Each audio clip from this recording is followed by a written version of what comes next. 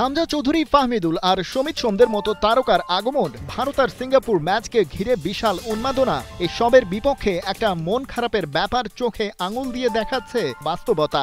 Bharat match দিয়ে অভিষেকের পর লাল সবুজের জার্সিতে হামজা খেলে ফেলেছেন দুটি ম্যাচ, একটা গোলও পেয়ে গেছেন, কিন্তু এক ম্যাচেও জেতাতে পারেননি দলকে।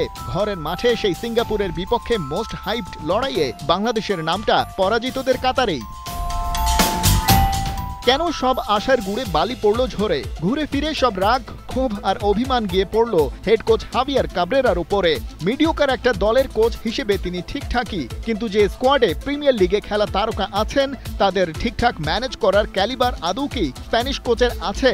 চলছে সেই আলোচনা।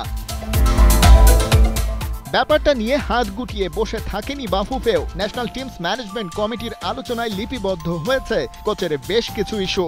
কোচিং স্টাফ এবং যারা দায়িত্বে ছিল, টিমের সাথে ছিল, টিম ম্যানেজমেন্টের ছিল, তাদের ভিতরে কিন্তু আমরা অনেক কিছু পরিলক্ষিত করেছি। আমাদের ফেডারেশনে আমরা ওই খেলার পরে আমরা বসেছিলাম মিটিংয়ে।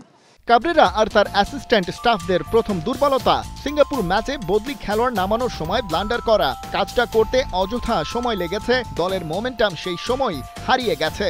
একই সাথে বদলি নামানোর হিসেবেও হয়ে গেছে ভয়াবহ গড়বড়। কে কখন নেমেছে, নতুন সেটআপে কার পজিশন কি, এমন কিছু বিষয় কাবরেরা নিজেরও ছিল অজানা। মাঠে দেরিতে আসার ব্যাপারটাও নজর এড়ায়নি ন্যাশনাল টিমস কমিটির।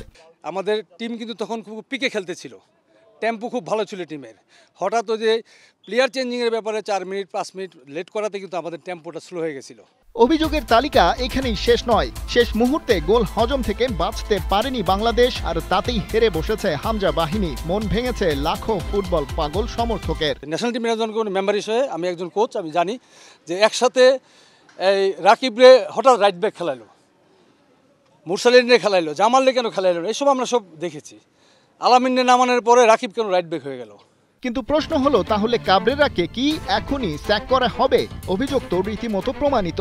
বাফুফের তরফ থেকে জানানো হচ্ছে সামনে গুরুত্বপূর্ণ সব মিশন থাকায় এখনই সেই কঠিন সিদ্ধান্তটা নিচ্ছে না বাফুফে। তবে তাবিদ আওয়ালের নেতৃত্বে ফেডারেশনের বিশেষ একটা অংশ আরও ঘনিষ্ঠভাবে যুক্ত থাকবে সব পর্যায়ের নারী ও পুরুষ দলের সাথে, যাতে আলোচনা করে এড়ানো যায় কোচের ঘটানো অঘটনগুলো। খালিদ জামিল, ৭১।